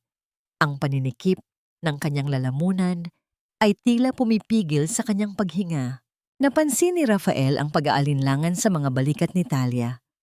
Walang salitang lumabas sa bibig ng lalaki, sa halip ay marahan nitong ipinatong ang kanyang mainit at malapad na palad sa ibabaw ng nanginginig na kamay ni Talia. Ang simpleng pagdampi na yon ay nagpadaloy ng isang kakaibang kalmado sa buong sistema ng babae. Hindi ito humihingi ng kapalit, hindi ito nag-uutos. Isa lamang itong tahimik na paalala na hindi na siya nag-iisa sa laban na ito. Tumingin si Talia kay Rafael, isang tipid na ngiti ang namuo sa kanyang mga labi bilang pasasalamat. Ibinaling niya ang kanyang atensyon sa dokumento. Unti-unti niyang naalala ang sampal ni Sebastian, ang panlalait ni Doña Carmela, at ang mga matang puno ng paghamak. Ang takot sa kanyang puso ay tuluyan ng napalitan ng katapangan. Madiin at walang pag-aalinlangang isinulat ni Talia ang kanyang pangalan sa ibaba ng pahina. Sa bawat kumpas ng tinta, nararamdaman niya ang pagkalaglag ng mga tanikala ng utang na loob. Siya ay malaya na. Nang magsimulang sumikat ang araw, nagbibigay ng gininto ang liwanag sa loob ng sala. Isang biglaang pag-ilaw at patuloy na panginginig ng telepono ni Rafael sa ibabaw ng mesa ang bumasag sa mapayapang atmosfera. Kinuha ito ng abogado at habang nakikinig sa kabilang linya, ang kanyang nakangiting mukha ay unti-unting napalitan ng matinding seryoso. Ang mga ugat sa kanyang panga ay lumitaw sa tindi ng pagkakakuyom ng kanyang mga ngipin. Ibinaba ni Rafael ang telepono at tumingin kina Talia at Mateo nang may madilim na paningin. Talia, nag-counter-attack ang mga Cortez. Ang branch manager ng bangko na tumanggap ng pekeng pirma mo, ang kaisa-isang tao na makapagpapatunay na sinuhulan siya ni Sebastian ay bigla na lamang nawala. Walang makapagsabi kung nasaan siya at maging ang pamilya niya ay umalis ng bansa kagabi. Ang malamig na hangin sa loob ng bulwagan ng hustisya ay tila nagbabadya ng isang walang awang paglilitis, subalit sa pagkakataong ito, hindi na ito kayang papanghinaan ng loob ni Talia. Ang bawat paglapat ng kanyang matulis na takong sa makintab na marmol ay nag-iiwan ng himig ng awtoridad at pagbabago. Hindi na siya ang asawang nakayuko at nakasuot ng simpleng damit pambahay. Ngayon, suot niya ang isang eleganteng navy blue power suit. Ang kanyang buhok ay maayos na nakapusod at ang kanyang mga mata ay naglalagablab sa determinasyon. Siya ang tunay na Chief Executive Officer ng Villanueva Logistics at narito siya upang bawiin ang imperyong ninakaw sa kanya. Nang pumasok siya sa silid ng hukuman kasama sina Rafael at Mateo, agad na dumapo ang kanyang paningin sa kabilang panig ng silid. Nakaupo doon si Doña Carmela, nakasuot ng itim na bestida at may hawak na rosaryo, pilit na ipinapakita ang anyo ng isang mahina at inaping matanda. Sa tabi nito ay si Sebastian. Maayos ang pagkakasuklay ng buhok ngunit sinadyang lagyan ng bahid ng kalungkutan ang mukha. Tila isang asawang labis na nasaktan. Ang pagtatanghal ng pamilya Cortez ay perpekto, idinisenyo upang makuha ang simpatiya ng huwes at ng mga taong dumalo upang sumaksi sa pagbagsak ng pamilya Villanueva. Nang magsimula ang paglilitis, unang tinawag sa unahan si Sebastian upang magbigay ng kanyang pahayag. Ang kanyang paglalakad patungo sa upuan ng testigo ay mabagal, puno ng pag-aalinlangan na sadyang inarte para sa mga manonood. Humarap siya sa huwes, ang kanyang boses ay nanginginig sa pekeng emosyon. Your Honor, ginawa ko ang lahat para isalba ang aming kumpanya at ang aming pagsasama. Talia was under severe mental distress. Siya mismo ang nagkusa na ipasa sa akin ang pamamahala dahil hindi na niya kaya ang pressure. Ang mga pondo na sinasabi niyang ninakaw ko ay mga inilipat niyang pera sa mga lihim na offshore accounts nang hindi ko alam.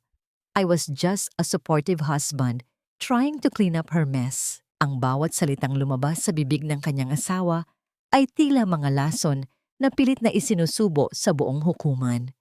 Nakatingin lamang si Talia kay Sebastian. Ang kanyang mukha ay walang mababakas na galit, kundi isang nakapangingilabot na katahimikan. Hindi niya inaasahan na aabot sa ganitong antas ang pagiging sinungaling ng lalaking minsang nangako sa harap ng altar na mamahalin siya ng tapat. Naramdaman niya ang banayad na paggalaw ni Rafael sa kanyang tabi. Inilalapit ang isang maliit na notepad kung saan nakasulat ang mga salitang, "Hayaan mo siyang maghukay ng sarili niyang libingan." Subalit hindi pa natatapos ang plano ng mga Cortez. Matapos ang paninisi ni Sebastian, tumayo ang abogado nito na mayabang ang tindig at may hawak na isang malaking brown envelope. Dahil nalaman nilang nawawala ang branch manager ng bangko na maaaring magdiin sa kanila sa kasong pandaraya, ibinaling nila ang atake sa pagkatao ni Talia. Your Honor, ang akusasyon ng aking kliyente na si Ginoong Cortez patungkol sa mga lihim na transaksyon ng kanyang asawa ay hindi lamang bunga ng stress. Malakas na pahayag ng kabilang abogado habang inilalabas ang mga litrato at ipinapasa sa huwes. Ito ay bunga ng isang mas malalim at mas madilim na motibo. Ginang Talia Villanueva Cortez engineered the downfall of her own company to fund her illicit affair. Kasabwat niya ang kanyang sariling legal counsel, si Attorney Rafael Dizon, upang sirain ang pamilya Cortez at itakbo ang pera ng kumpanya. Isang mabilis na alon ng bulungan ang gumapang sa buong bulwagan. Ang mga mapanuring mata ng mga tao ay sabay-sabay na tumitig kina Talia at Rafael. Inilabas sa isang malaking screen ang mga litratong sadyang pinutol at inedit mula sa coffee shop, mga anggulo na nagpapakita ng labis na kalapitan, mga mapanlinlang na ngiti, at ang mismong pag-abot ni Rafael ng dokumento na pinalabas na isang lihim na pagpapalitan ng pera. Nakangisi si Luciana mula sa upuan ng mga manunood habang si Doña Carmela ay nag-aantanda ng krus, tila nandidiri sa kasalanang sila rin naman ang nag-imbento. Sa gitna ng mabigat na paratang na ito, nakataya hindi lamang ang kumpanya ni Talia, kundi ang kanyang buong dignidad bilang isang babae. Ang bulungan sa loob ng silid hukuman ay tila mga bubuyog na dumadagundong sa mga dingding, pilit na dinudurog ang anumang natitirang dignidad na meron si Talia. Ang mga litrato sa malaking screen ay tila mga mapanlinlang na anino na sumasayaw sa harap ng lahat. Sinusubukan siyang ilarawan bilang isang halimaw. Mula sa kanyang kinauupuan, nakita ni Talia ang nangiting tagumpay na dahan-dahang gumuhit sa mga labi ni Sebastian. Akala ng pamilya Cortez ay sapat na ang dumi na ito upang tuluyan siyang malunod sa kahihiyan. Ngunit hindi nila alam na ang apoy na matagal nilang sinubukang patayin ay nag-aapoy na ngayon ng may buong puwersa. Tumayo si Rafael. Ang kanyang tindig ay matatag at hindi nagpapatinag sa kabila ng direktang atake sa kanyang propesyon. Ang kanyang boses ay kalmado, ngunit may itinatagong lakas na nagpatahimik sa buong bulwagan. Your Honor, ang mga litratong ito ay isang desperadong pagtatangka upang ilihis ang atensyon ng korte mula sa tunay na issue, ang malawakang pagnanakaw na ginawa ng pamilya Cortez. Upang patunayan ito, nais naming tawagin sa unahan ang aming unang eksperto. Bumukas ang malaking pinto ng hukuman at pumasok ang isang lalaking may dalang mga kagamitan sa pagsusuri. Siya ay isang kilalang forensic handwriting expert. Nang makaupo sa BUC, inilatag niya ang mga dokumento sa harap ng huwes at ipinakita sa screen ang malaking bersyon ng power of attorney na ginamit ni Sebastian para ilipat ang mga pondo. Batay sa masusing mikroskopikong pagsusuri, ang pirma sa dokumentong ito ay nagtataglay ng tinatawag na hesitation marks at tremors na hindi matatagpuan sa orihinal at likas na pirma ni Ginang Villanueva. Paliwanag ng eksperto habang inilalapat ang dalawang pirma sa screen. Ito ay isang traced forgery.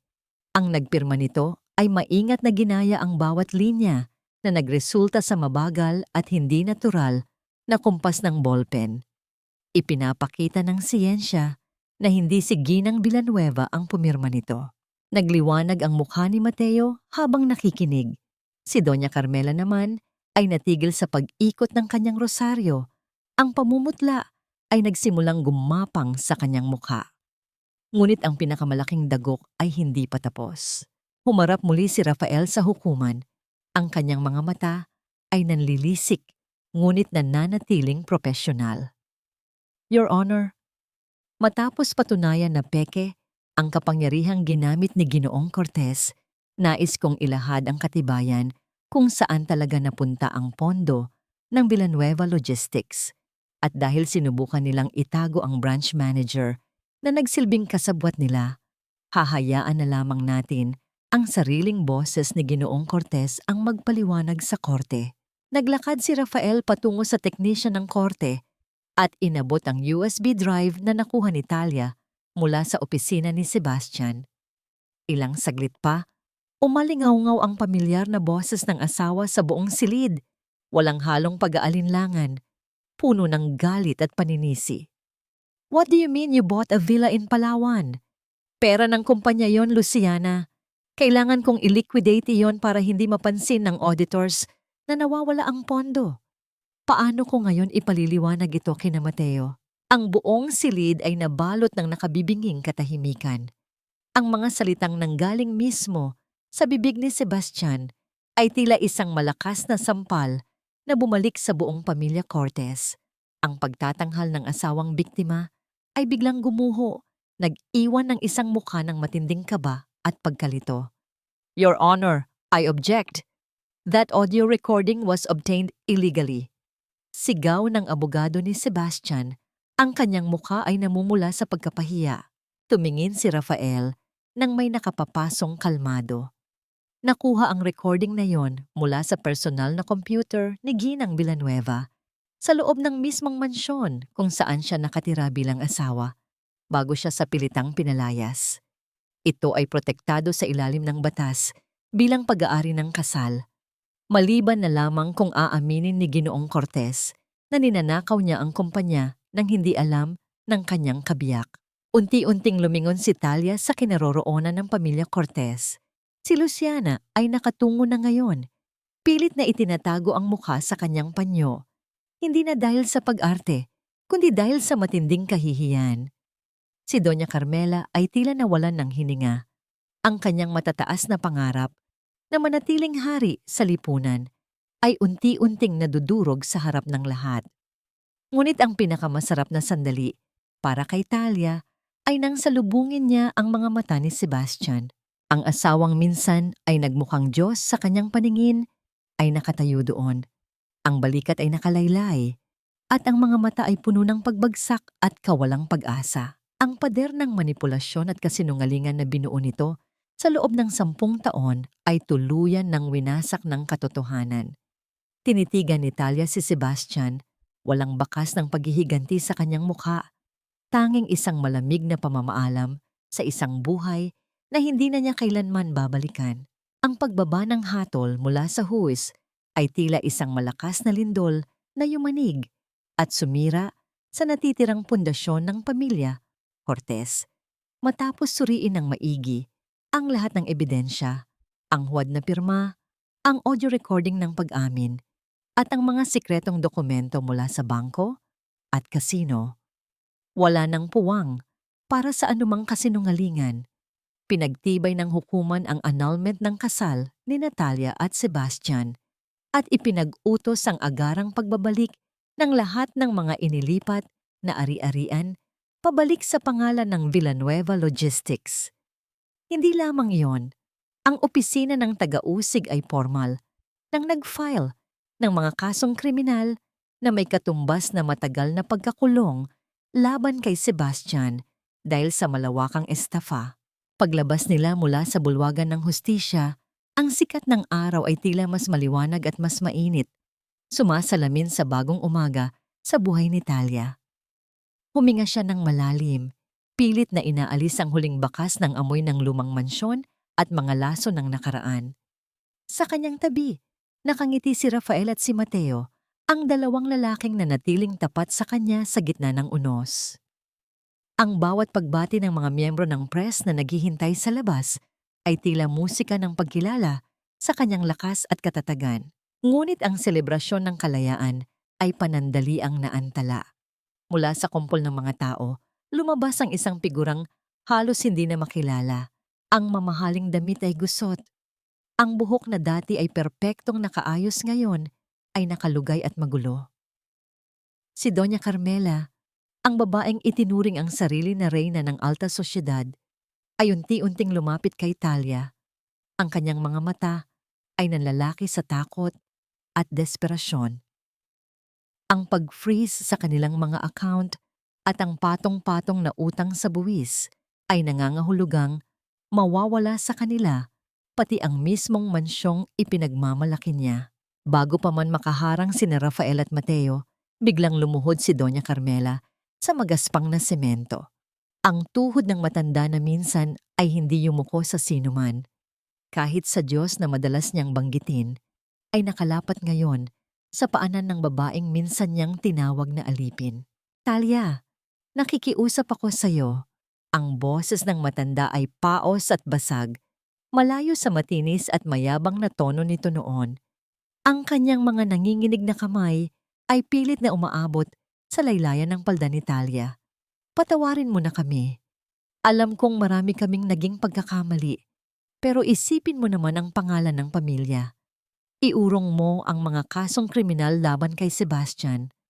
Huwag mong hayaang mabulok sa kulungan ang lalaking minahal mo. Maawa ka, Talia. Parang awa mo na. Tiningnan ni Talia ang babaeng nasa kanyang paanan.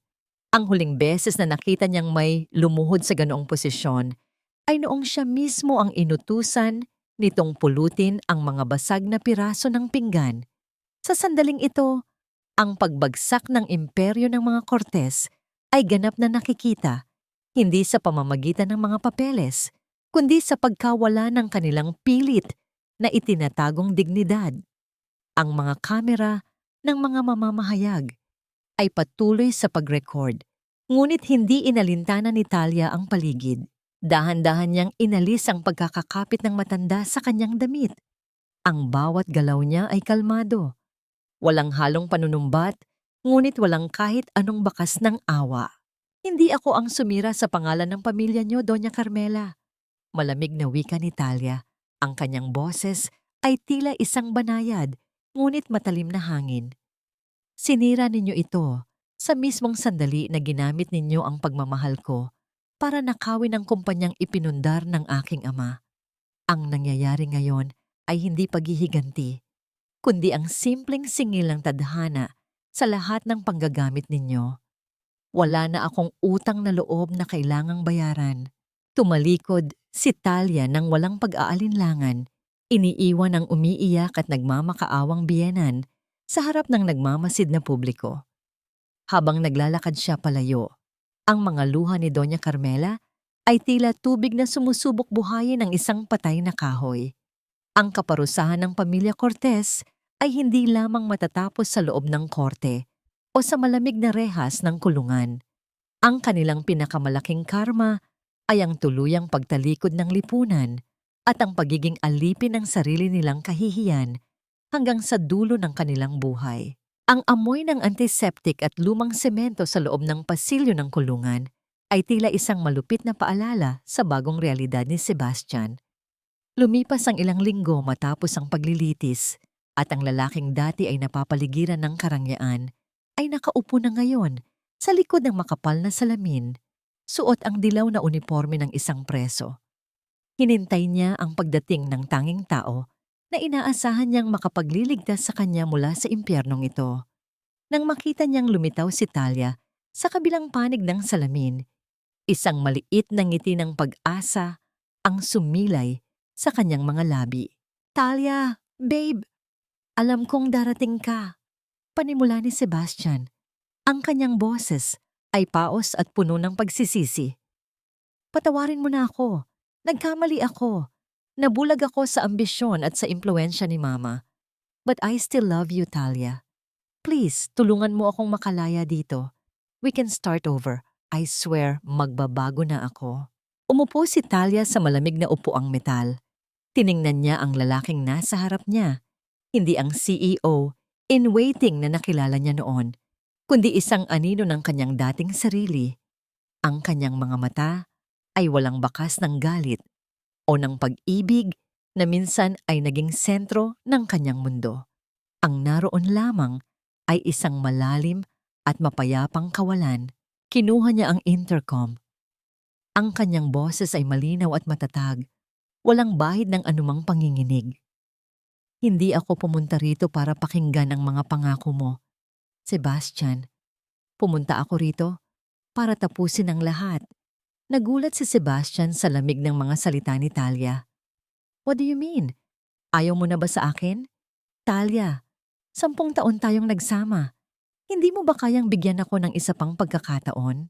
"Ang pagkakataon ay ibinibigay sa taong nagkamali," sagot ni Talia. Ang kanyang mga mata ay hindi bumibitaw sa pagkakatingin kay Sebastian. "Ang ginawa mo ay hindi pagkakamali, Sebastian. Ito ay isang plano. Isang plano na binuo mo sa loob ng maraming taon gamit ang tiwala at pagmamahal ko bilang sandata. Pinatay mo ang tiwala ko at kasama noon, namatay na rin ang anumang pagmamahal na nararamdaman ko para sa'yo." Dahan-dahang inilabas ni Talia mula sa kanyang bag ang isang maliit na bagay at ipinatong ito sa mesang nakapagitan sa kanila. Ang gintong singsing na isinuot sa kanya ni Sebastian sa harap ng altar, 10 taon na ang nakalilipas ay kumislap sa ilalim ng malamig na ilaw ng kulungan. Ang simbolo ng kanilang walang hanggang pag-ibig ay ngayon ay isa na lamang paalala ng isang walang katapusang kasinungalingan. "Ipinapasauli ko na ito sa'yo. Wala na itong halaga sa akin," wika ni Talia. Ang mukha ni Sebastian ay gumuhoso sa pagkabigo. Ang huling hibla ng pag-asa na kinakapitan niya ay tuluyan ng naputol. So, this is it. Itatapon mo na lang ang 10 taon na parang wala lang. Hindi ko itinatapon ang 10 taon, Sebastian. Malumanay na pagtatama ni Talia. Tinuturing ko itong isang napakamahal na leksyon. Tinuruan mo akong magmahal at tinuruan mo rin akong maging matapang kapag ang pagmamahal na yon ay naging lason na. Pinapalaya na kita sa buhay ko at pinapalaya ko na rin ang sarili ko mula sa galit na nararamdaman ko para sa iyo. Tumayo si Talia. Ang kanyang paggalaw ay puno ng dignidad at katiyakan. Hindi ko ipinagdarasal na mabulok ka sa lugar na ito. Ang ipinagdarasal ko ay sana, sa loob ng mahabang panahon na mananatili ka rito, matutunan mong hanapin ang iyong sarili na walang anino ng apelyidong Cortez at ng perang hindi mo naman pinaghirapan. Paalam, Sebastian. Tumalikod si Talia at naglakad palayo nang hindi na muling lumingon. Sa bawat hakbang niya palayo, sa salaming naghihiwalay sa kanila, naramdaman niya ang tuluyang pagkalaglag ng pinakamabigat na tanikala sa kanyang puso. Hindi ito isang masayang paghihiganti. Ito ay isang mapait, ngunit kinakailangang pagwawakas. Ang pagpapatawad na ibinigay niya ay hindi para kay Sebastian. Ito ay para sa kanyang sarili, ang huling hakbang patungo sa tunay at ganap na kalayaan. Ang pamilyar na tunog ng mga forklift at ang abalang paggalaw ng mga manggagawa sa bodega ng Villanueva Logistics ay tila isang matamis na musika sa pandinig ni Talia. Makalipas ang ilang buwan matapos ang paglilitis, ang kumpanyang muntik ng gumuho ay unti-unti nang bumabangon mula sa abo. Tulad ng isang phoenix na muling isinilang. Nakatayo siya sa isang mataas na platform, suot ang kanyang paboritong hard na kulay puti. Pinagmamasdan ang bawat sulok ng imperyong itinayo ng kanyang ama. Nang bumaba siya, isang kumpol ng mga matatanda at tapat na empleyado, sa pangunguna ni Mateo, ang sumalubong sa kanya. Ang kanilang mga mukha ay puno ng galak at respeto, hindi dahil siya ang may-ari, kundi dahil siya ang leader na nagligtas sa kanilang mga trabaho at sa kinabukasan ng kanilang mga pamilya. Ma'am Talia, welcome back home. Wika ni Mateo, ang kanyang boses ay nanginginig sa emosyon. Inabot nito ang isang bagong ID card na may nakasulat na Talia Esmeralda Villanueva, President and CEO. Ang pag-alis ng apelyidong Cortez ay hindi lamang isang legal na pagbabago, kundi isang deklarasyon ng kanyang muling pagsilang. Isang malapad na ngiti ang namutawi sa mga labi ni Talia. Salamat, Mang Mateo. Salamat sa inyong lahat sa hindi pag-iwan sa Villanueva Logistics sa pinakamadilim nitong panahon. Isang maliit na selebrasyon ang inihanda ng mga empleyado sa loob ng opisina. Walang magarbong pagkain o mamahaling alak, tanging mga simpleng pansit, puto, at taos-pusong tawanan. Habang nakikipagkwentuhan si Talia sa mga driver at dispatcher, naramdaman niya ang isang uri ng kaligayahan na hindi niya kailanman nahanap sa mga sosyal na pagtitipon ng mga Cortez. Ito ang kanyang tunay na pamilya, ang mga taong nagtatrabaho hindi para sa pera lamang, kundi para sa isang pangarap na kanilang pinagsasaluhan. Sa gitna ng kasiyahan, lumapit si Rafael. Bit-bit ang 2 tasa ng kape. Ang abogado ay hindi na nakasuot ng kanyang formal na barong. Sa halip ay isang simpleng polo shirt lamang na nagpapakita ng kanyang mas nakarelax na anyo. Iniabot niya ang 1 tasa kay Talia at sabay silang umupo sa isang tahimik na sulok. Tanaw ang abalang operasyon sa labas. You did it, Talia. Mahinang wika ni Rafael. Ang kanyang mga mata ay puno ng paghanga. You didn't just win a case. You rebuilt an empire from its ruins. We did it, Rafael. Pagtatama ni Talia, kasabay ng isang matamis na ngiti. Hindi ko ito magagawa kung wala ka at si Mateo. Nagkaroon ng isang komportableng katahimikan sa pagitan nila. Ang tunog ng mga umaandar na makina at ang sigawan ng mga trabahador ang nagsilbing kanilang musika. Ibinaling ni Rafael ang kanyang tingin kay Talia. Ang kanyang ekspresyon ay naging mas seryoso, ngunit nananatiling malumanay. Talia, Ngayon natapos na ang lahat ng gulo.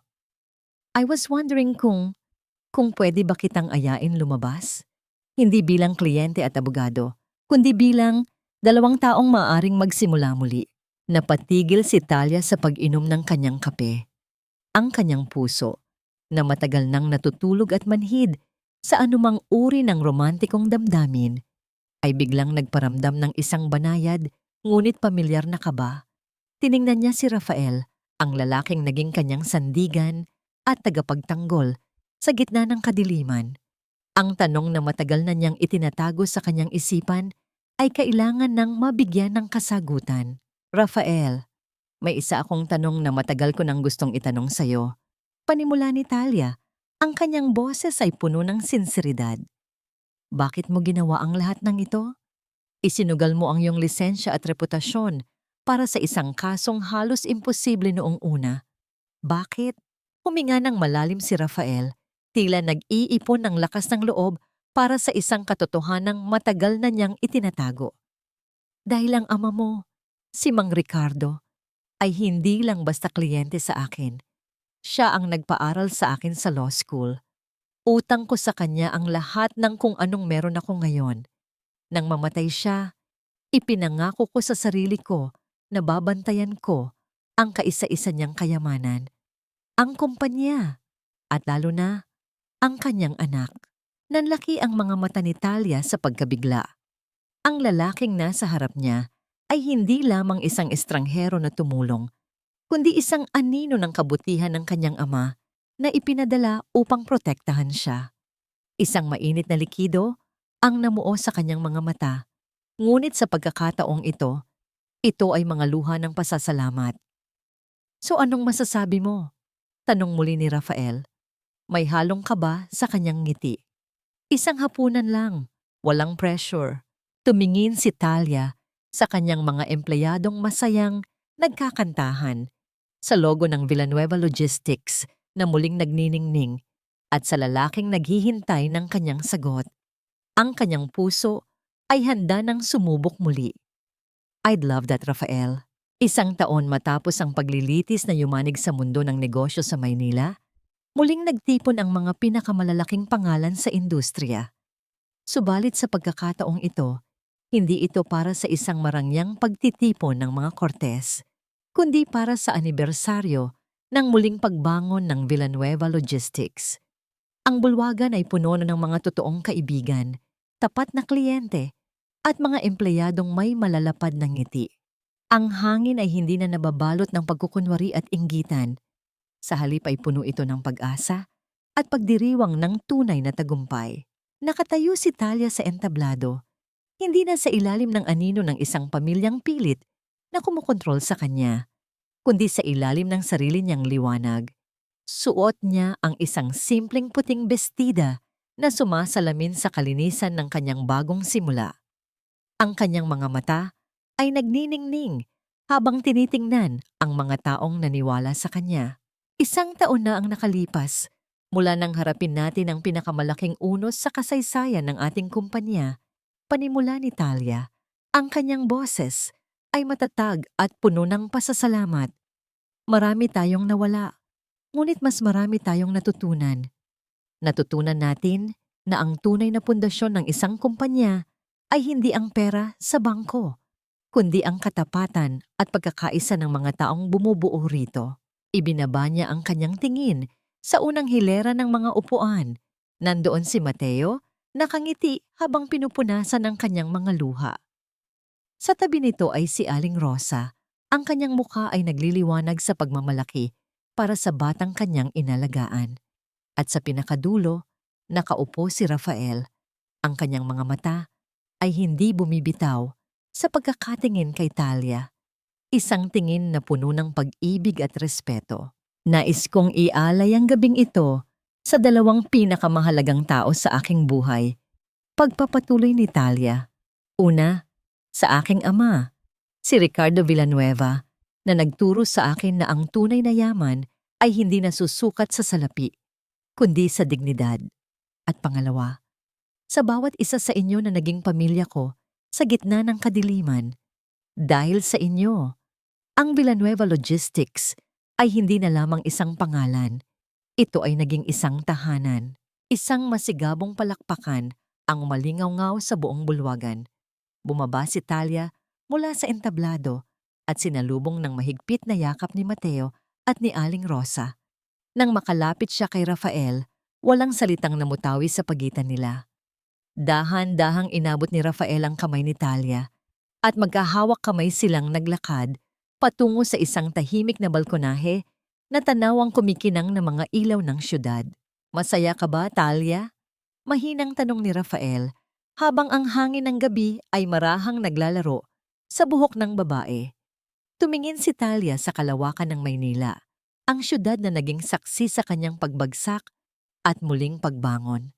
Ang sakit ng nakaraan ay hindi tuluyang nawala, ngunit hindi na ito isang sugat na nagdurugo, kundi isang peklat na nagpapaalala sa kanya ng kakanyang katatagan. "Oh, Rafael, masaya ako," sagot niya. Isang ngiti ang namuo sa kanyang mga labi. "Hindi dahil sa nabawi ko ang kumpanya o dahil nakamit ko ang hustisya. Masaya ako dahil sa wakas, natutunan kong hanapin ang aking halaga, hindi sa opinyon ng ibang tao, hindi sa yaman na aking hawak, kundi sa kapayapaan na nararamdaman ko sa tuwing gigising ako sa umaga. Alam kong malaya ako." Inilapit ni Rafael ang kanyang sarili at marahang hinaplos ang pisngi ni Talia. Ang kanilang mga mata ay nagtagpo, nag-uusap sa isang lengguwaheng tanging ang kanilang mga puso lamang ang nakaiintindi. Ang pag-ibig na nabuo sa gitna ng pagsubok ay mas matatag, mas malalim, at mas totoo. Hindi na kailangan ng mga pangako, sapagkat ang kanilang mga kilos ay sapat ng patunay. Habang nakatingin si Talia sa mga bituin sa kalangitan, naisip niya ang isang bagay na sinabi ng kanyang ama noon. May mga bagay kang kailangang mawala para malaman mo kung ano ang mga bagay na hindi talaga para sa'yo. At sa gabing iyon, sa piling ng mga taong tunay na nagmamahal sa kanya, alam ni Talia na natagpuan na niya ang lahat ng bagay na para sa kanya. Ang kanyang paglalakbay ay hindi nagtapos sa paghihiganti. Ito ay nagsimula sa pagpapalaya. Ang sinag ng araw ay dahan-dahang gumagapang sa loob ng isang maliit, ngunit maaliwalas na bahay na nakatayo sa tabi ng isang payapang dalampasigan. Hindi ito kasing laki ng mansyon ng mga Cortez o kasing moderno ng penthouse unit ni Talia sa syudad. Ito ay isang tahanan na binuo mula sa mga pangarap na minsan ay ninakaw, ngunit ngayon ay buo ng muli. Sa loob, ang halimuyak ng bagong lutong pandesal at mainit na kape ay humahalo sa alat ng hangin mula sa dagat. Nakaupo si Talia sa isang silyang yari sa yantok sa balkonahe.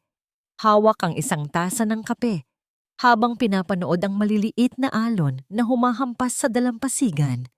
Ang kanyang muka ay kalmado, walang bakas ng CEO na nagpapatakbo ng isang malaking kumpanya, kundi ng isang babaeng natagpuan na ang kanyang kapayapaan. Isang pares ng malalakas na braso ang yumakap sa kanya mula sa likuran. Ipinatong ni Rafael ang kanyang baba sa balikat ni Talia. Sabay nilang pinanood ang pagsikat ng araw. Ang pagpapatawad ba ay natagpuan? Tumingin si Talia sa malayo. Ang kanyang mga mata ay tila naglalakbay pabalik sa nakaraan. Ang galit para sa pamilya Cortez ay matagal nang naglaho. Pinalitan ito ng isang uri ng pagkaunawa, hindi sa kanilang mga ginawa, kundi sa kahinaan ng kanilang pagkatao na nagtulak sa kanila sa kasakiman. Pinatawad na niya si Sebastian, hindi dahil karapat-dapat ito, kundi dahil ang pagkimkim ng galit ay parang pag-inom ng lason at pag-asang ang ibang tao ang mamamatay. Higit sa lahat, pinatawad na niya ang kanyang sarili. Pinatawad niya ang batang Talia na naniwala sa mga huwad na pangako at niyakap ang babaeng natutong tumayo sa sarili niyang mga paa. Ang kapayapaan ba ay nakamit? Oo.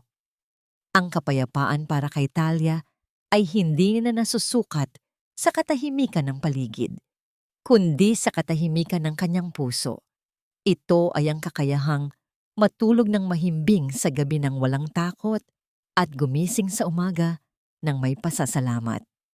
Ang Villanueva Logistics ay mas matatag na ngayon kaysa dati, ngunit ibinahagi na niya ang pamamahala kina Mateo at sa isang bagong henerasyon ng mga leader. Mas pinipili na niya ngayon ang kaligayahan ng pagiging asawa ni Rafael at ina sa kanilang munting anak na lalaki na natutulog pa sa loob.